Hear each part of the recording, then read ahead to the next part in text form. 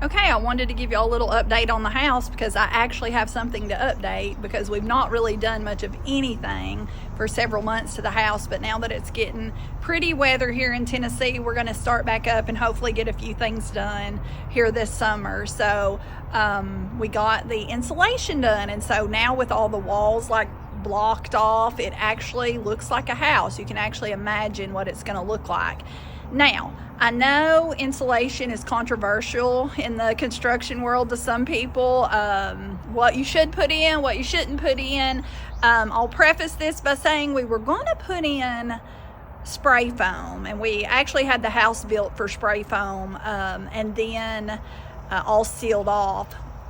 But then really the more I got to researching and thinking about it and weighing the cost, I really decided that for us it would be best not to do the spray foam insulation.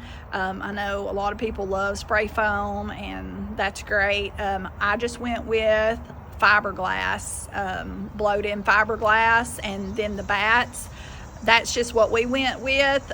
Spray foam was going to be a whole lot more expensive, and I'm old and I just don't even know if I'd ever be able to recoup the cost of what we would put in for that spray foam. So just for us, I thought it was best if we just went ahead and did the tried and true fiberglass. So that's what we did. It was considerably cheaper, and they got it done in like a day and a half. So I will give y'all a tour of what it looks like, and fingers crossed we can get sheetrock done in the next couple of weeks. So it's getting exciting. So let's go take a tour now.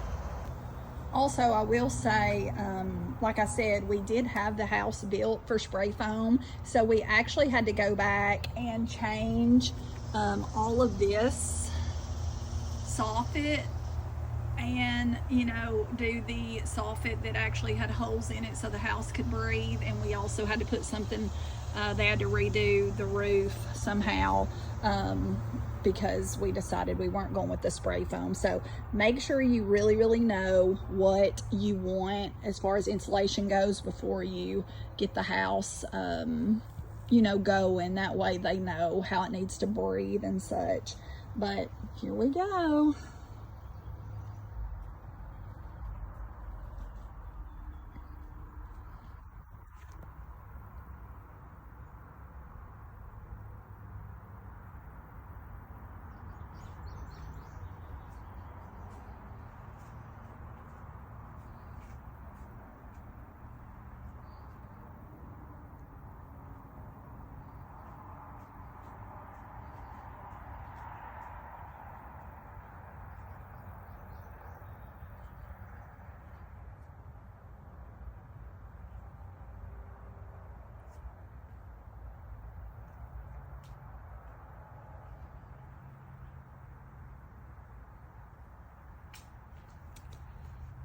We just went ahead and had all interior walls insulated. I don't think that's a must, I don't think, but we just went ahead and told them to do that.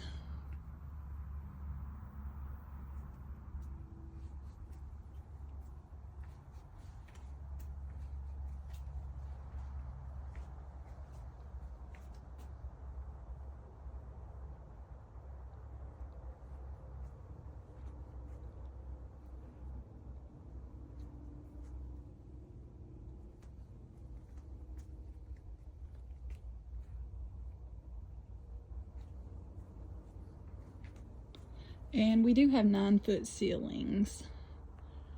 So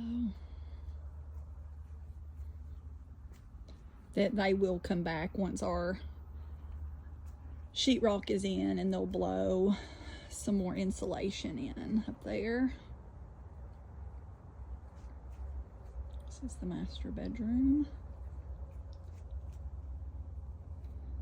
And the master bath.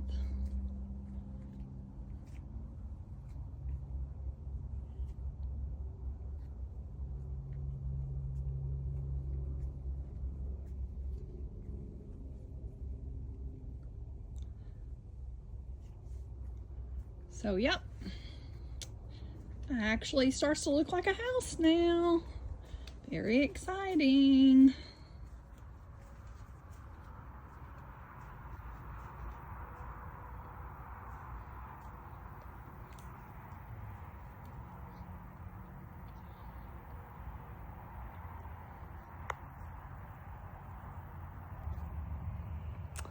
So that's the installation tour. Hopefully we can get sheetrock done in the next few weeks. I was going to do wood on the ceiling in the living room, but I've just decided just to sheetrock it and maybe put some beams up there. Sheetrocking's just going to be easier and way less expensive.